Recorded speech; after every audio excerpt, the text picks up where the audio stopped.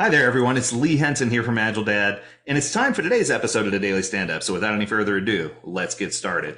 Today, I have an amazing guest with me. I have Pete Behrens. Pete, how are things going? Hey, I'm doing great, Lee. Thanks for inviting me on the show. Oh, no worries. It's my pleasure. It's my honor to have you. I got to tell you, this is one of those times, you know how sometimes when you see like a celebrity and you get a little bit of like fan shock and you're just kind of like, wow, this is so cool. One of the things that I'm trying to do in this series is to establish Agile experts, and Pete is the authority on Agile leadership. And I got a little bit of fan nerves going on here, so I apologize, Pete, if it comes across that way. But as an expert in Agile leadership, tell me, what do you see currently in the realm of Agile leadership with regard to the way organizations are establishing Agile in their workspaces? Well, Lee, I see us as just two buds in a bar drinking a beer here. So, you and I go back and we're both Scrum trainers, coaches. And, I've been there for, 10 plus years in terms of that journey. And I got frustrated though. I got frustrated because every time I do a class, the number one thing that comes out is my manager needs to hear this. Mm-hmm. And, I think there's a lot of good news out there to invite the manager to Scrum Master classes, things like that. But I think what we've been seeing over time, and this is proven out, year after year, we've seen those ClabNet State of Agility reports every single year, and every single year we get the same results. And it's kind of like that, if we don't change the system, we're not going to change those surveys. And so my frustration started actually way back in about 2007. And it was due to some of this. And it's like, it put me on a journey that says, we've got to solve this problem. We've got to start to figure out what's the role of leaders, because they're the ones who are basically either enabling or inhibiting any of this stuff we're trying to teach, and Scrum Masters are in these systems that, make this difficult. Right. So, yeah. So number one, it's just, I'm speaking to the choir. I know, every Scrum Master, I was like, yeah, Pete, we get it, but what do we do about it? I can imagine. I don't know. How are you seeing that? Yeah, so I agree. And I have to concur with one thing that you said. In all of my classes that I've taught, especially recently, within the past, I'd say 12 to 15 months, through COVID, I hear a lot of people saying, not only is it difficult as a Scrum Master, but it's difficult for me working remote as a Scrum Master. These messages are messages that our leaders need to hear. And it's important for me to point out, sometimes I wish my C-level executive would do this, but truth. So I've taught over 600 now, I think, certified Scrum Master classes. And out of 600 classes, I've had 4 C-level executives attend out of 600 classes. So what I'm trying to say is, rolling the dice hoping that that's going to happen is pretty much a 7 out, right? You're not going to get that to happen. So we need to find or formulate a better way. And I know that the Scrum Alliance has come up with their Certified Agile Leadership program, and I'm not knocking it. It's a good program, but I just think there's so much more to that journey. Did you get that name drop there? No, but it's one of these things where I just see the need, because everyone in class says, hey, I wish my leader knew this. So tell me more, Pete, about Agile Leadership Journey and what you're doing to make a difference. What kind of program are you putting together to help people kind of engage and get the support that they need? Yeah, appreciate that. And, it's interesting. Scrum Alliance actually asked us for their help in formation of the Certified Agile Leadership. And I gladly did that, worked on a couple of programs with them. And, our goal is to spread the awareness of leadership to more people. So the better we could do that, that's great. The challenge in Agile leadership is slightly different than the challenge in Scrum. So let me make a parallel here. In Scrum, we teach a framework. Mm-hmm. So you and I can teach classes very differently, but when it comes down to it, people are learning how to do Scrum. They understand the roles, the ceremonies, the principles behind it, et cetera. When we get into Agile leadership, there is no framework. There is no one, it's like saying, okay, go teach Agile. And now you go teach Scrum, I go teach Kanban, Dean Leffingwell goes teach SAFe. And those are all great things to teach. But let's say we send our team of leaders out to learn Agile, and we all come back and we all fight because we're like, no, we need to do sprints. No, we need flow. No, we need a framework for Kundalini team. We're all right, but we all fight because we all see that different part of the elephant. Mm-hmm. And so while inspirational from a Scrum Alliance perspective to say, hey, we got to bring this on a principle-based, CAL's a principle-based system, in reality, it's a wild goose chase. It's a wild, wild west of programs that are out there that you have no idea what you're going to get. And I call this, by the way, I have a name for this. So, Pete, I call this the Agile. So whenever I'm talking about leadership and I say, hey, so you want to do the Agile? That's great. Let's talk about the Agile.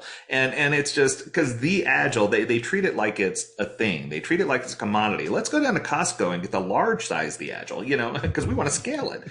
No, but, and I always joke and I say, as long as you have giant technical user requirements documents, we're all set. And they're like, why technical user requirements documents? And I tell them I'm a big fan of acronyms. The bigger the turd, the better, right? But it doesn't make any sense. So we've identified the problem. We've identified the audience. We've identified what's going on. So what kind of things are you, Pete, and your organization doing to make a difference? What are some of the tools that you provide that are helping people get across this chasm? Because it's a giant chasm, I'll tell you right now. And I'll tell you right now, everyone who's listening right now can relate to what you're saying. Yeah. So how do we cross the chasm? So what we're trying to do that's a bit different. One thing we're trying to do is be a bit like the Scrum Alliance for Agile Leadership. And so we're forming a community of guides, trainers, and coaches who agree to share a set of models, a set of tools, some framework that when a global client comes and says, hey, we would like our leaders to be educated, aware, more woke on Agile, we're going to provide across all these guides a consistency that a company might expect, but we've got it in Germany, we've got it in US, we've got it in China and India, and in different countries, and they can get different educators, a slightly different approach to training, but they're going to get the same learning. So that's one thing is we're building that guide community to align. Now, the second thing we're doing, and the other challenge I have with many of the Agile leadership programs that are out there, is all they're really doing is teaching Agile to leaders. And while it's nice and helpful for them to understand Agile, it's not moving the needle. They don't change. They tend to delegate Agile to others in the organization. And so our whole philosophy is if leaders don't take an active role, an active responsibility, the transformation, whatever transformation that you're trying to do, won't succeed. It won't get past a plateauing effect of that culture and how an organization operates. And so what we're doing in our program is saying, hey, leader, first and foremost, you have to think different. Right. You have to behave different. We call this a microculture. And what's really fascinating about leaders that go through this is, first of all, they say, oh, this isn't an Agile class. This is a leadership class. And yes, bing, good. But secondly, agility is about me. And what people love about this is I can walk away from the leadership side of this and say, I don't need anybody's permission. I can change. I can be different. And so this is the inspirational, the educational, the awareness side of just as a leader, how you show up and how you can show up different. And most bad leadership to me is just ill-informed leadership. It's not purposefully bad. It's just ignorantly bad. Yeah, I get that. One of the things that I took a shot in the dark, and this was a few years ago, I tried to put together a document called an Agile Leadership Playbook.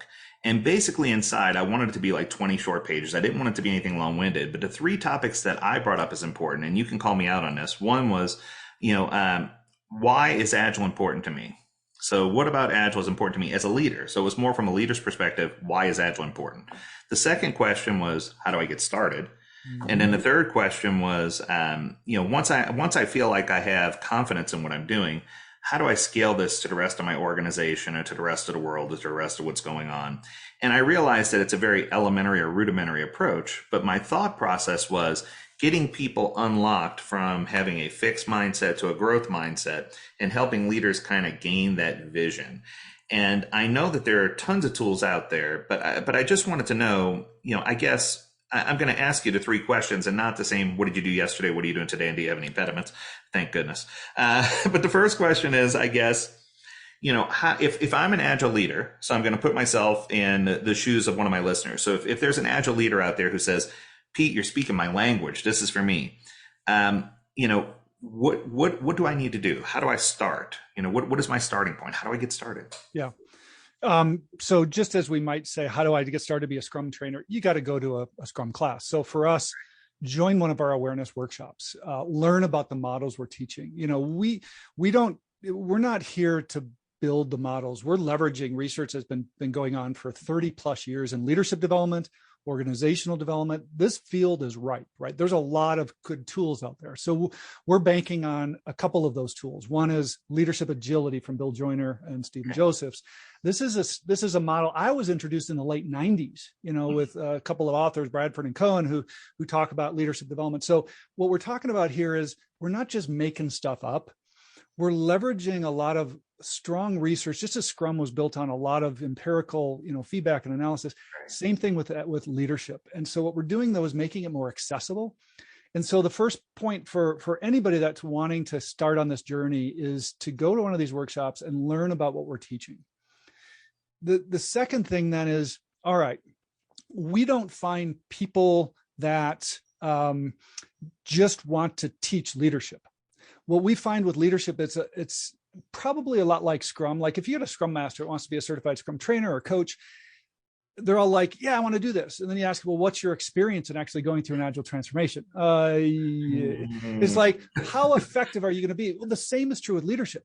We have a lot of guides or coaches or trainers who like, I want to be a leadership coach. It's like, okay, where's your leadership experience? Can you share a story when you had to lay somebody off or when you had to do priorities that didn't match? That leadership background is essential to, especially when you're dealing with leaders who demand that trust. You have walked in their shoes. You know what this looks like. So it is a bit of a subset when you're starting to talk about somebody that knows Agile, somebody that has leadership experience, somebody that's been involved in some of these transformations. In fact, we find some of our best guides come not from the Agile side of the world, but more the leadership and organizational development side of the world. Right. Yeah. And that makes perfect sense. That's something that I've encountered too in my journey, that a lot of times I have leaders and executives who want to meet with me. And don't get me wrong, I have a ton of leadership experience. It's just, I don't know that I've been introduced to all the correct toolkits to get going. So I think, Pete, that advice that you're giving is phenomenal, that you have to find the right person. Because I'll tell you right now, so before we had this call, I did a quick search on different leadership trainers or leadership training programs. And there have to be 100,000 that I found, just quick. But what I noticed right away was that most of them came from a very dogmatic approach. They weren't psychology based. They were dogmatic. It was the spandex one size fits all. Sign up today for $800 and receive your Agile credential, your certificate that says that now you're an Agile leader. And that doesn't get you very far when it comes to, okay, now I have to make a critical decision for my company. What do I do? Right? You don't get that kind of experience from someone that just goes to a 2-day workshop with any trainer. And I think that's why what you're doing in your organization is so important, Pete. It's providing true leadership guidance, I guess is the right word, for people to expand beyond what they already know, not just with regard to Agile, but part of it's just how to be a better leader. And I think those are the things that are critical and those are the things that are missing. So I do know that you have a couple of ways. So I want to make sure I pin this down. My second question for you is, how does someone reach you if they want to sign up for a workshop, if they want to listen to your podcast, if they want to find out more about what you're doing? What's the best way for them to get in touch with you, Pete? Yeah, there's really two ways to get in touch, but let me hold on that for just one second. Go ahead. No, I want to address something you said about certification. Oh yeah, go for it. Because what's interesting about certification, we've learned, the earlier people are in their career, certifications help propel leaders or anybody trying to get more influence in an organization to grow. As leaders get experience, as a director, as a VP, as certifications fall away. They're not useful. So one of the things is this really interesting mix with certifications in that as you get further up, those become irrelevant. And while we still use them because we still want to, talk about there is, there's something behind here. If we're just looking for certification seekers, it's not really our approach. And I know you and I agree on a lot of this. Right. We're looking for people that really want to grow and develop rather than just, put another credential behind their name. So as far as reaching us, the agileleadershipjourney.com, is the number one place to learn a little bit more about programs. And what we love about this is we're not only just teaching public classes. Most of what we do are private engagements with clients where this becomes part of their leadership development curriculum. I love that. So if we've got some HR people out there, we've got internal advocates, this is a program, and then we'll bring guides in. So we've got a couple examples of this with companies like Vodafone, where we've got internal guides, becoming Agile Leadership Journey guides that are then developing leaders in their organizations. So Agile Leadership Journey is one place to go to learn more about the programs. We have both awareness and practice, and public and private programs. The second place to a little bit lighter touch is we also have a podcast called Relearning Leadership. I love it. And what we love about this podcast is we're bringing some of these leader stories into the podcast and then combining it with some expert analysis to help us all learn from these stories. And so we're bringing in, sometimes we bring in experts like a Dean Leffingwell, but other times we're bringing in these really interesting mixes for people to learn from. And so that's at relearningleadership.show. And we just finished our first season. So you're on episode 300. We're just on episode 13. We just kicked it off, but it's been a really fascinating ride. That is so awesome. And what is the frequency that you release those, just in case people are looking for new episodes and they want to subscribe? Does it happen? Are you shooting for monthly? Are you shooting just as they come, or what do you? We're on a sprint cycle, so we're on a two week rhythm, and we package in seasons. So we just finished season 1. We're on a slight break, so we'll be kicking off season 2 here in the early fall. And so if that's another place, people have stories and leadership stories that want to share, they can always reach out to us there too. That's awesome. And my third question, because I promise you to be 3, I always throw this question to every single person I interview. So Pete, if there's one thing that you could do to change the world with regard to, in your specialty, with regard to leadership, with regard to Agile, if I gave you permission to pull one lever and you could change something and it would just automatically change without any ramifications, without anybody getting fired or dying, what lever would you pull first? What would you want to change? What would you want to see as the future? Humility, more humility. The number one impediment to most leadership is the feeling that we have to have the answer. We're in charge. Right. We are the ones that have to manage everything. And I think the leaders that get it learn that that's not their role. Their role is to enable those things to occur. Yes. But that means I got to take a step back. I got to be open to other ideas. And that is, our ego is the number one impediment to more creative, agile ways of working in organizations. And so we all have it. It's a human characteristic, some of us more than others. Yeah. I'm not immune. I'm on the journey too. And, but if there's one lever, it's increasing that humility of, empowering everybody in the organization to step forward. If I had to identify one thing that people are probably tired of hearing me say, but I'm going to say it one more time anyway. When you lose yourself in the service of others, that's when you discover who you really are. So sometimes it's taking that step back and being humble and expressing that humility. That's going to make you the better person. It's going to make you the better leader. It's going to make you a stronger person in a relationship that you have with your spouse, partner, significant other. It's going to make you have better relationships with your children. It's going to change your life. So Pete, I couldn't think of a better way to end. So most importantly, thank you so much for being with us. Thank you for your time. You have been absolutely amazing. I highly recommend, if you haven't already done this, go visit the website, go listen to the podcast. Guilty as charged. I need to do a better job. I need to go follow up and listen to the podcast because I didn't even know it was there. So I need to go follow up and listen to that. But as always, we encourage you to stay healthy, stay well, and stay agile, my friends. Until next time, do take care. We'll see you, Pete. Thank you.